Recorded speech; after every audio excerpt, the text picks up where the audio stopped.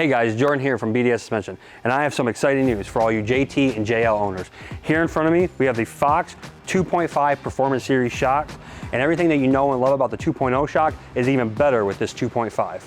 Now, what makes a 2.5 better than a 2.0 is that half-inch bigger diameter. Now, that allows you to hold more fluid capacity, and in turn, it allows you to have more performance and longevity while out on the trail. Now, these shocks are specifically tuned for a JL and JT to handle a larger tire option and to perform on and off road better than a 2.0, which already performs great. Now let's talk about the construction of these shocks a little bit. At both ends, we have a factory style rubber bushing, a hardened shaft, and an aluminum body. And that's gonna be better than a steel body for cooling purposes. And then on the rear, we have our roost guards here. We're just gonna protect from debris and dirt and all that kind of stuff. And also has a cool Fox logo on it. Now, one of the first things you do when you lift your Jeep is put a bigger tire option on there. So when you do put a bigger tire on there, your shocks are gonna be working a lot harder and they're gonna cause shock fade.